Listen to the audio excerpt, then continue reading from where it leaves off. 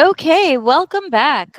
Next, we are going to be hearing from Ricardo Brito, who I want to double thank not only for being a great guest on my Your Life After Tech podcast, but for showing up and helping us out today and giving us some great advice despite waking up sick. So, thank you so much. Over to you. Feel better.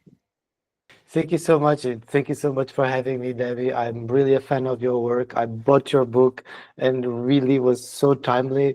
And I really love the way you are approaching the topic. Thanks for put the finger in the wound. Um, yeah, it's very inspiring. And thanks for putting this together and for everybody here, no matter what time you are, to come and spending these next 45 minutes together.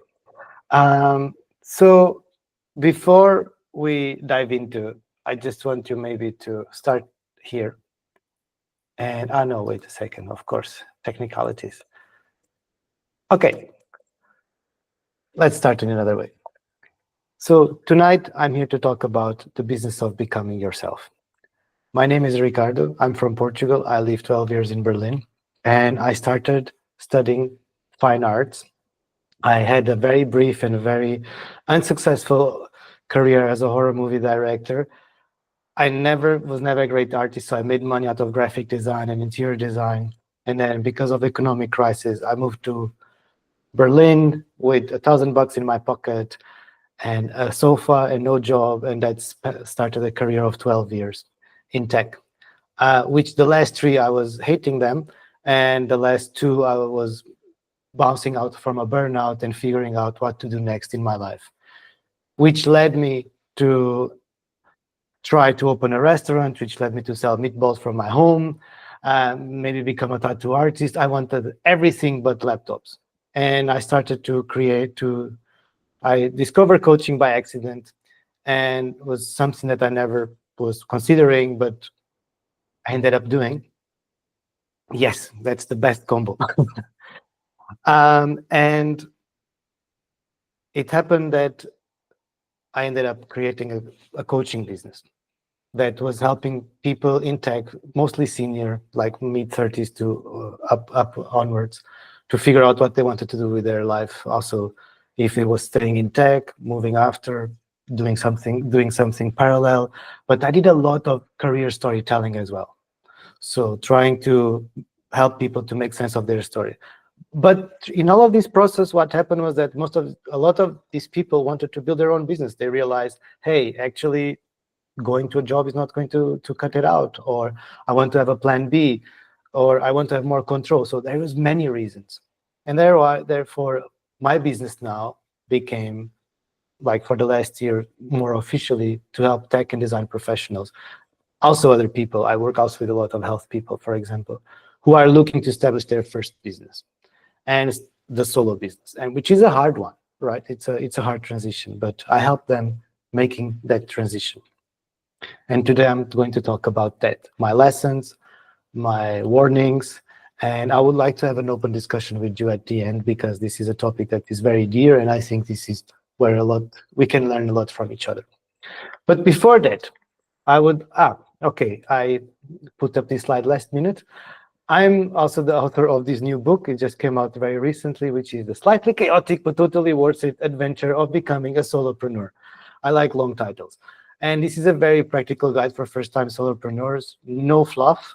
It's really just practical advice, practical knowledge of things that I've learned that worked for me. There is no magic tricks. There is no problems of six-figure salaries. There is no problem of passive income. It's just the nuts and bolts of this adventure, and with very practical advice. And I'm also the author of Burning Thoughts, which is a bi-weekly newsletter that I can justify where my parents spent like 5 years of their income in an arts degree for me that didn't go to anything, but at least I can make illustrations and having a good excuse to use that art degree. So before we dive into that, now finally the big QR code. I would love you to scan this QR code and jump into this quick. I have 4 questions for you just to try to understand where we are in the crowd. So I will give you couple of seconds, because then I need to go here to Mentimeter, and then I need to present. Okay. Can we have the link? Yes, you can have the link. Just give me a second. How do I share that? Share it here. Copy link. That's very good. There you go. And I let me present. So how many are we? 20. Okay. Okay. Quite some people. At least half of us consider it.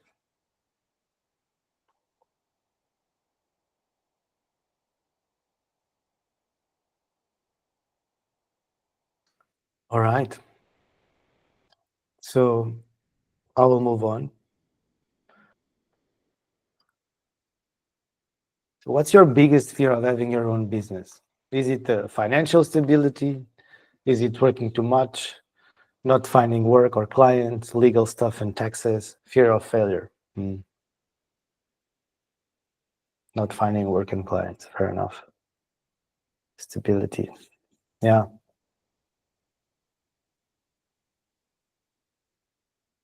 Okay.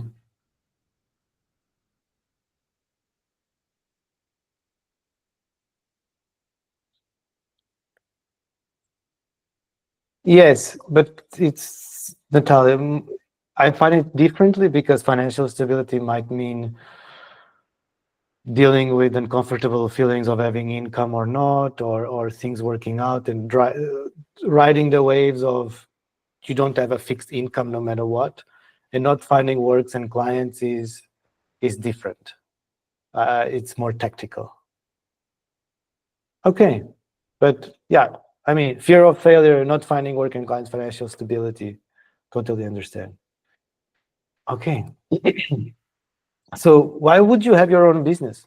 What would be the reasons that would, make you, I'm doing this?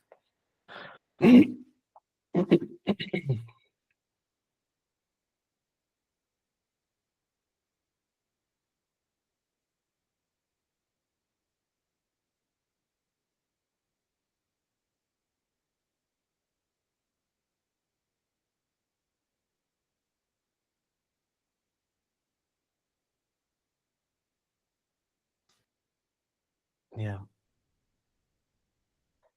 Okay. Thanks for sharing. And yes, it's never one reason, is it?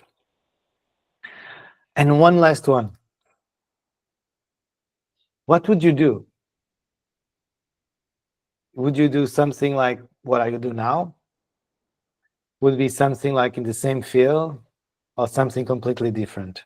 A combo of all the things. I should have had that reply as well. That's actually very good.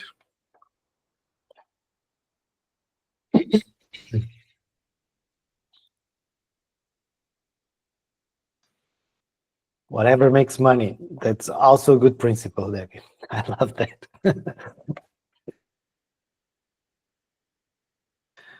Okay. Thank you so much for this. Then now let's go back here. And let me put this into a proper. Sorry about these technical hiccups.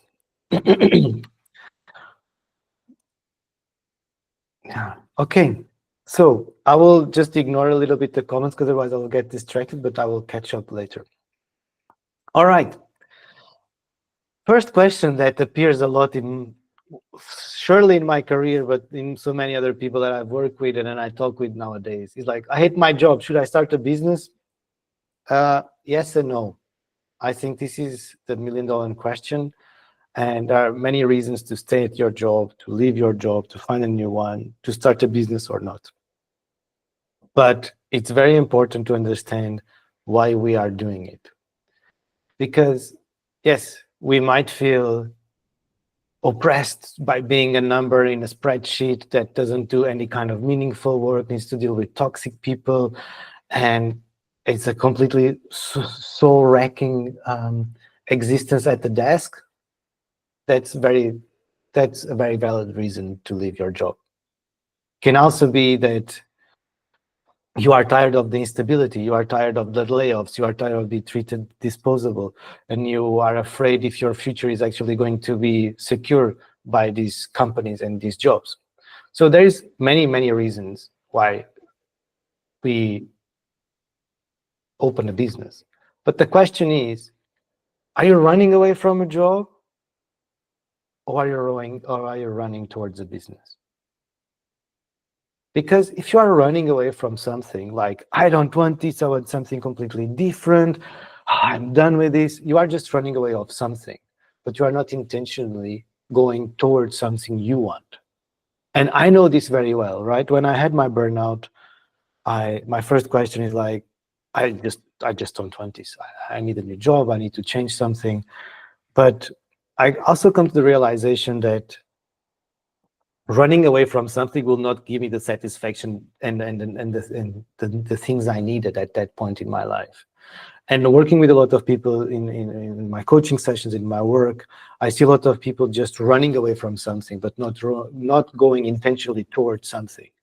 And to be honest, if you want to run a business, you really need to go towards it, because it requires your love, your attention, your time, your sacrifice.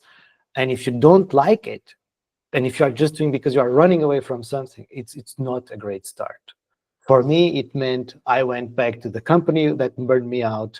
I took a 4-day work week. I was about to get the promotion to director of the team that I built, and I got a demotion because I wanted. And that started my intention to going towards something, even if I had to suck it up for a year in something in a place where I was not really happy at that point.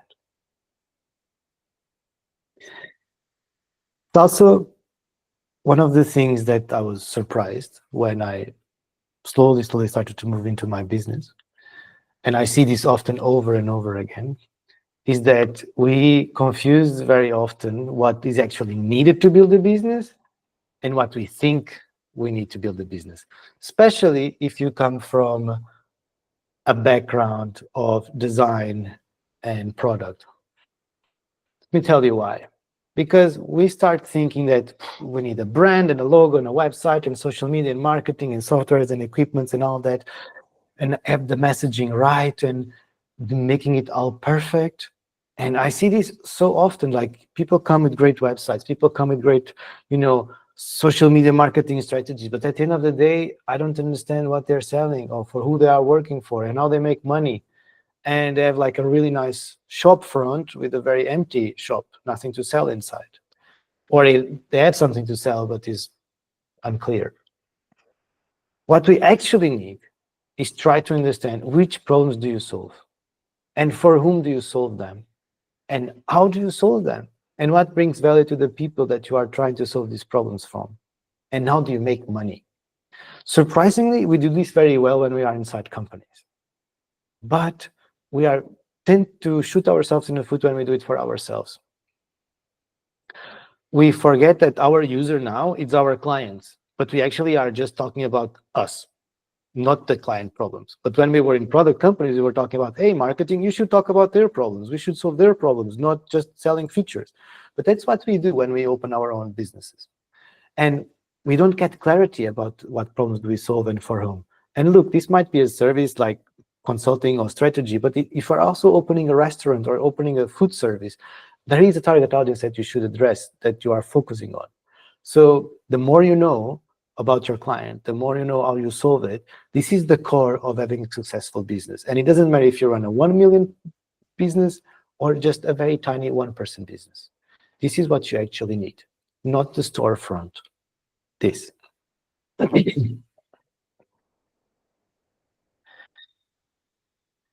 And let me tell you a story about this. When I was starting in my coaching, I was trying to sell to a lot of people. I was doing career coaching and professional coaching and leadership coaching and doing design strategy and product strategy and trying to get into small businesses. And people were so confused about what I was doing because it was also not clear what I was doing. I actually built a nice website, but my website also didn't tell anything because I I couldn't communicate what I was doing because it was not even clear for me.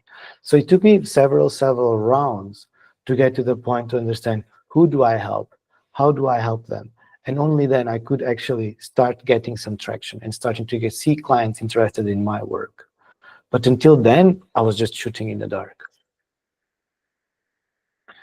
Okay. One thing that we tend to think is that this is just a technical journey. We need to figure out the strategy. We need to figure out the business model. We need to figure out the marketing and all this operational stuff. But to be honest, this is 50% an emotional journey. And your emotions are going to catch up with you. Because you start building, there you are, putting your strategy in place and your processes and tools and the content, and you have really this feeling of it's all coming together. But then emotions come up, self-doubts come up, um, fear comes up. There's so many things that come up that if we don't pay attention, to them, we are really screwed. Because emotional problems are business problems, are business blocks. You have the best business strategy in the world. You have the best pricing, but then you don't know how to go to a call and be confident about what you're selling, or you underprice yourself because your self-worth is telling you people will never pay this for you. So, these emotional blocks is going to block you. It's going to block your business. It's going to make you underpaid. It's going to work with people that you don't want. It's going to make you accept projects that is not the thing you want to do. And it's going to make it a lot of compromises.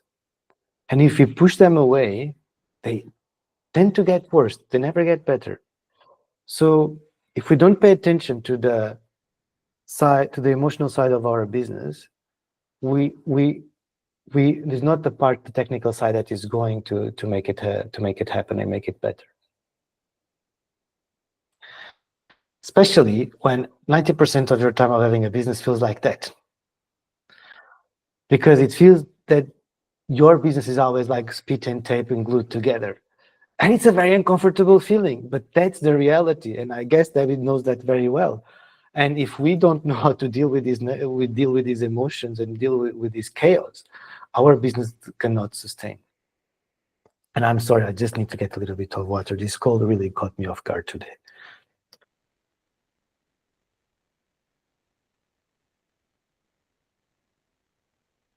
Thank you.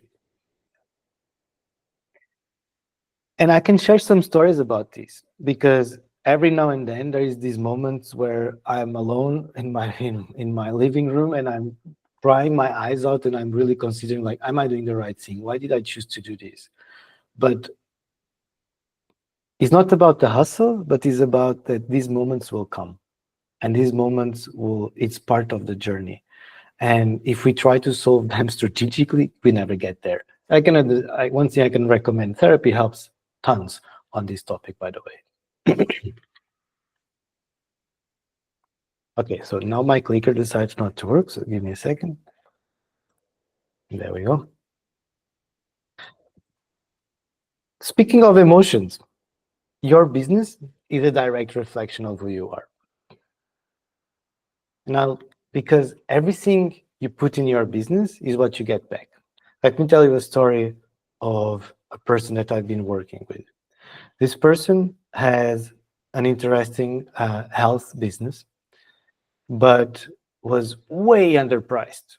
So they were creating like these amazing workshops that they were selling for money that was not even covering the costs.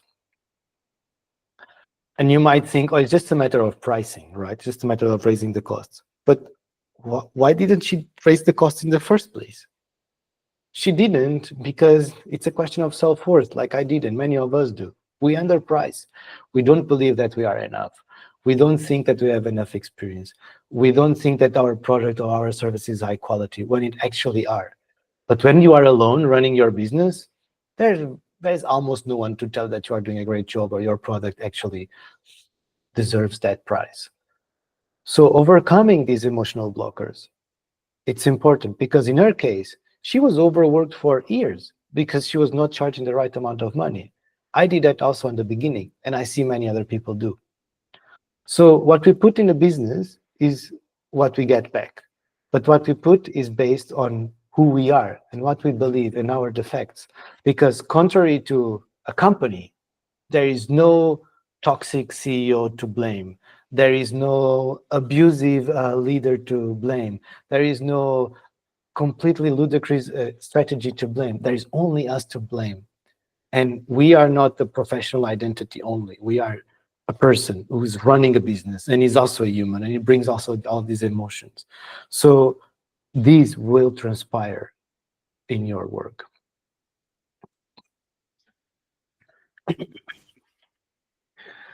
One of the things that I feel that people tend to not be ready for or even aware is that you're going to be doing a lot of stuff because you think you are going to, hey, I'm really good at doing this stuff. I do strategy, or I do product design, or I do, graphic design, whatever.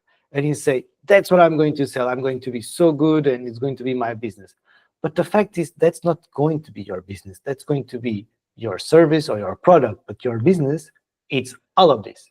It's the operations, it's the strategies, it's the sales, it's the accounting, is cleaning the floors, is doing everything in between. And a lot of people get frustrated with this step because it's very easy to fall into the trap that, well, but if I'm not doing this thing that I can get money from and I'm good at, then I'm not so happy and I don't want to deal with all of this. But if it's important for you to run a business because you chose this path to be sustainable and to be independent, to have autonomy, you need to focus on these things too. And you don't need to be good at them, all of them.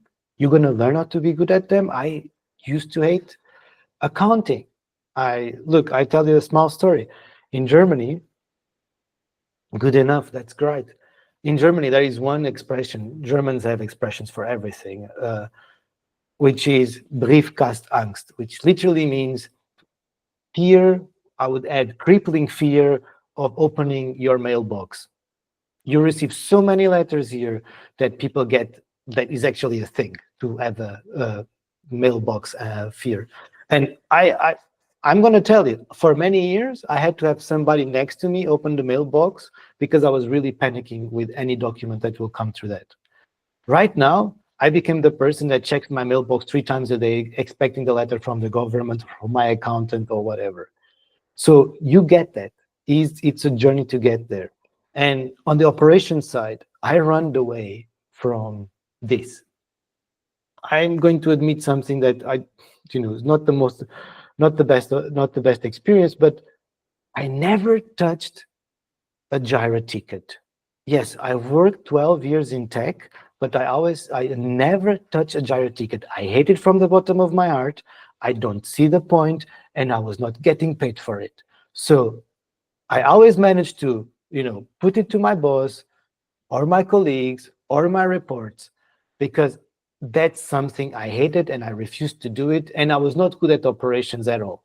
Yes, I'm a process guy, but I was not good at operations. But right now, after a couple of years running my business, I understood, you know what? I need to actually have operations and to have all SOPs, like standard operative procedures. If you don't know what's that, that's like the step-by-step thing you do in your company when you have a procedure.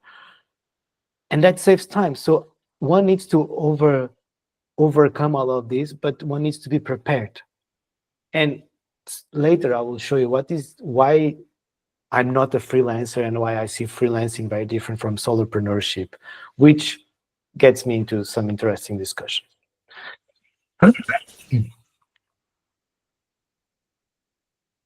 Another thing that happens when you open your first solo business is that you're going to have a team that you never counted on having, because there you are, it's you, and you are all alone doing your great things and you're great in your solo business. But then you realize, oh, there's fear, and fear is telling you you're never going to make it. This is going to fail. And what if this goes wrong? What if you don't have money? what if people don't accept you? And then you have anxiety, which is, oh my God, this is all going to go wrong and I'm going to be sleeping on the street. Why am I doing this? You are being so stupid. How can we make it more perfect in order to guarantee that nothing ever fails? And then you have self-doubt, which goes like, yeah, you are really not good enough for this. Why would people pay for you? Nah, just drop the prices. And then there is the money beliefs, which, is very much connected to your self-worth. And money beliefs is a big one when you're running your business. And then you have Finanzamt, which is this is the IRS in Germany, but it's it's the institution that comes for your taxes and for your legal part. And with those you cannot discuss. That's granted. But with all of the other ones, you need to discuss. You need to facilitate. You need to make peace with them. You cannot push them away. You cannot ignore them, because they will be in the room and they get loud and they win. And the only thing that you can do is to acknowledge them, to understand, why am I feeling this? Why is this coming for you? What is this trying to protect me? Because they are trying to protect you in some shape or form. But slowly, you know how to, manage them and to take them with you in your road to success. And then the least favorite part of many people, sales. Yeah, it sucks, but when you have your own business, you need to do sales because nobody's going to knock on your door. So you need to go and knock on your doors. But I think a lot of us have the wrong expectations about what sales are. Because sales is, people think it's like that, right? It's like going door to door, very intrusively, selling Tupperwares and trying to make the person buy the biggest Tupperware packages and the most expensive, even if you don't need it, and tricking you. But that's not sales. Sales is about making the right connections, is having good partners, is reaching out to people who think they have the problem that you can solve for them, and because you believe you have something of good to offer them. And what I feel is that people think that because they have a nice tagline on LinkedIn and a nice website that people come knocking on your door. They don't, and especially in the world we live in nowadays. We are so oversaturated. One needs to be proactive, and this is a very essential part of it. You need to knock on doors. But I will challenge people to think about that sales is nothing else than, hey, you have this problem, I know you have it, and I can offer you these to solve it. Would you be interested to have a discussion? And that's all there is. They might buy it from you, they might not, and if they don't, move forward, or maybe learn, maybe you are not solving the right problem. But it's not trying to push something on people. It's just honestly trying to solve a problem for them.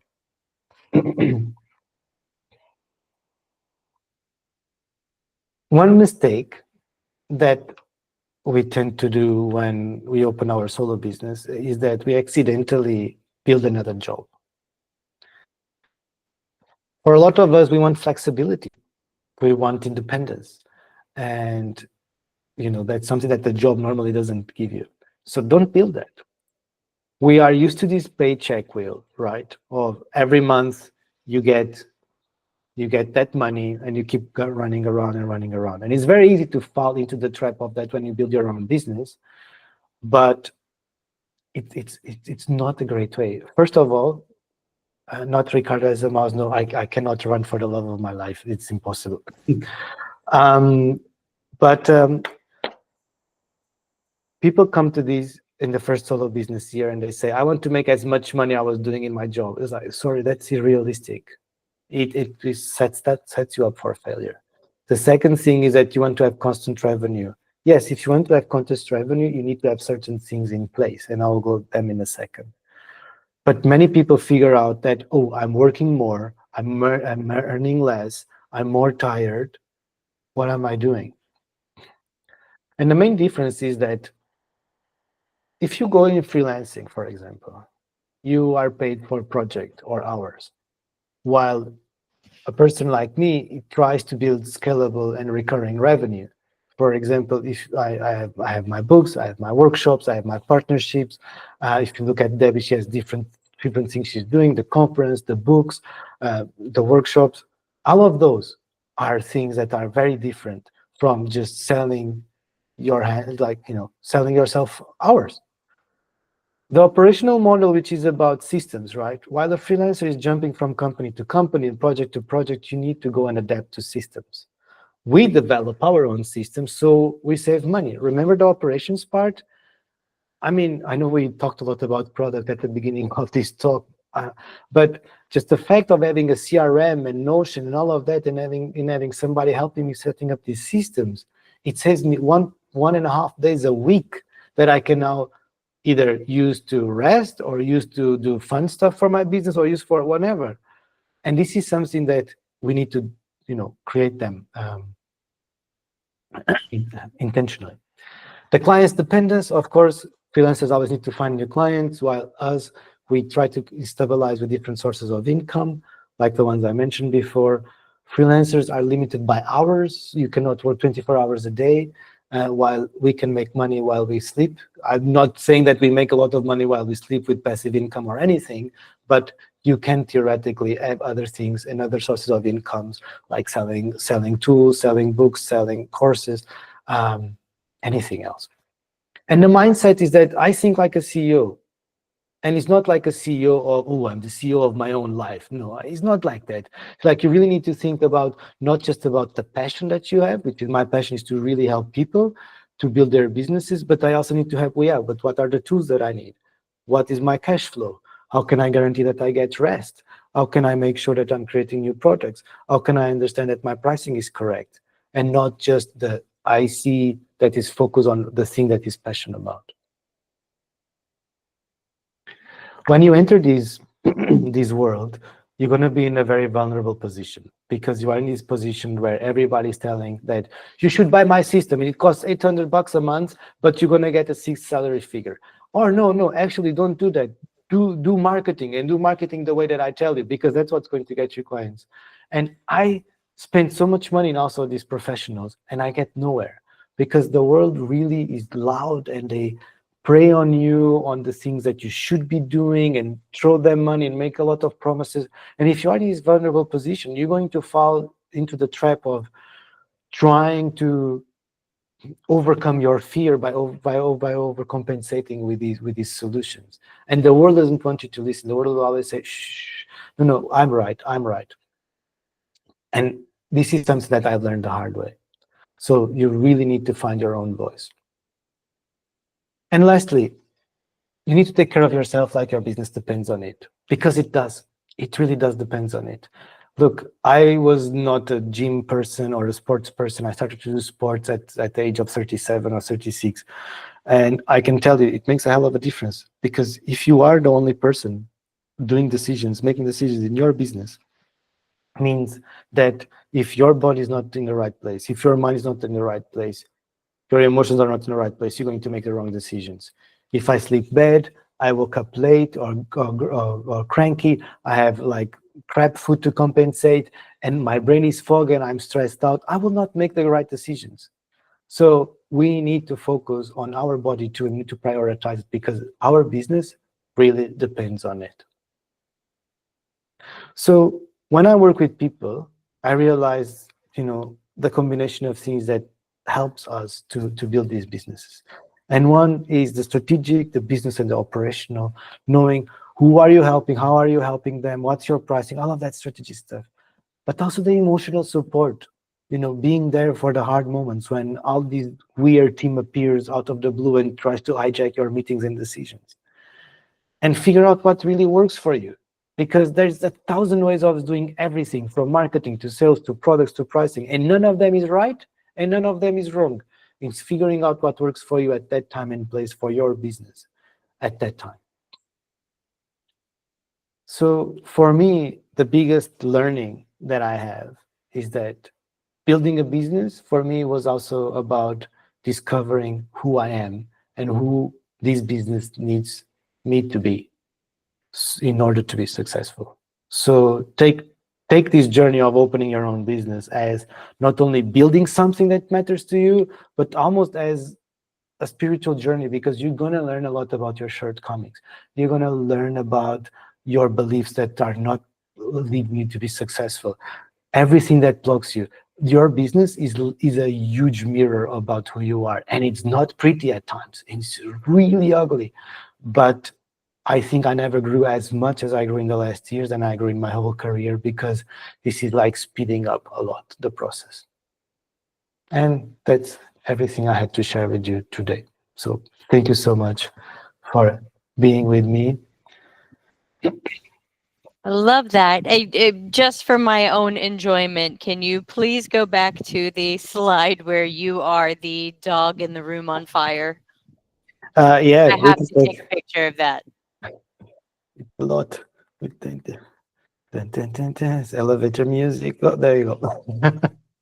Thank you.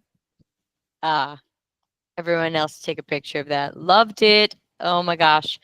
Thank you so much, Ricardo. Let me take a look at the questions. I know we had at least one in the Q&A.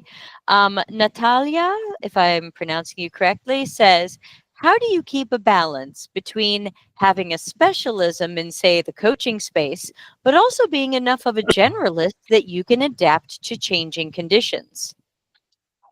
So sorry, let me check the question again. That was a big question. It was. Ah, yeah, okay. The You specialism in got it? saying the coaching. Yeah, I got it. Well, for me, it's all about tools, right? It's like being a designer. I'm not a coach per se. I use coaching as a tool. So I don't think that I'm a specialist. I My speciality is bringing the things together, right?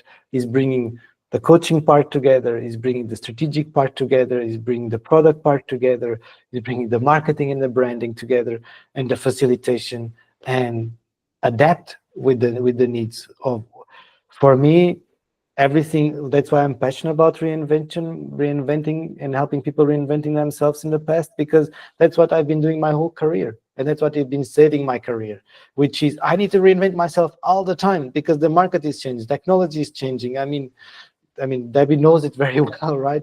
It's it's it is what it is. So for me, this balance was, I think I was never obsessed about something to be such a specialist. So I could never be a watchmaker or a jeweler or anything. I hated pixel pushing because of that.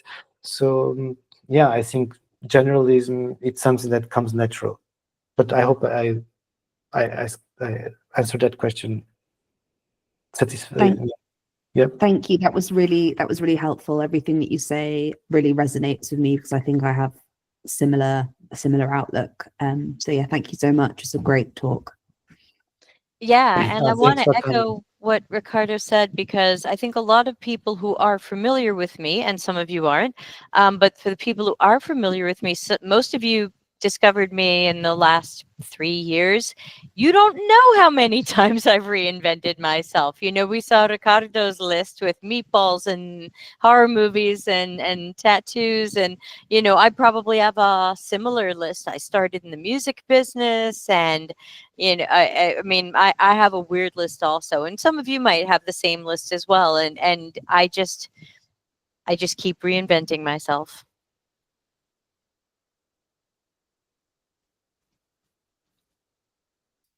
Oh, any other questions? Yeah, I liked the luchador also. Um, any other questions? We've got a few more minutes. Questions, comments? Oh, Ricardo, how can people find you and get in touch with you, or hire you, or buy your stuff, or something? Yeah, thank you. So I just released this book like a couple of weeks ago. So you can get 35% off from this on Gumroad. So this is a book that I introduced in the beginning. And you can keep in touch with through the Burning Thoughts newsletter, which is on Substack, or on my socials on LinkedIn. I'm pretty active on you just bought my book on Amazon. Amazon, really? So you were the first one because it was just online today. Well done. How did you find it? I'm surprised. Thank you, Michael. Excellent. Oh, we've got another question. Kyle says, I came in a little late, and you may have covered this, but did you talk about how to separate the personal life and the business life as a solopreneur and creating those time and energy boundaries? Thank you. Oh, Kyle, yeah, no, I didn't talk like how I do it. Personal life and business life as a solopreneur, I don't separate them. And I think that's a big fallacy. I think um, I would separate them and I would be very hardcore with my job. I would leave at 6 and I would not mix job and private life as much as I could. But at my work, it doesn't make sense because this is my job, this is my business, and I love what I do. So I don't have the need to separate it. And I'm totally okay to disconnect, but often I have too much work to do. But I can take holidays and disconnect. But even when I'm on holidays and I need to check emails and so on, I do it with pleasure, which is very different because I don't do it from a place of duty. But there are certain rules that I needed to create. So, for example, I have 3 days that I go to the gym, and it doesn't matter if whatever is happening in my life, I need to go to the gym. And it's not because I'm a gym person, it's just because if I don't do it, I'm also telling to my business that, or to myself, that I'm not worth it. So I don't work after 6. So today, of course, for events and stuff, that's totally fine, but I don't work after 6. I never skip lunches. Yeah, so that's why I put my energy boundaries. I hope that helps. Feel it. Thank you, Kyle. Let's see, But any other? Oh, sorry. Go ahead. no, go ahead. Sorry. I was just going to check if there are any other questions.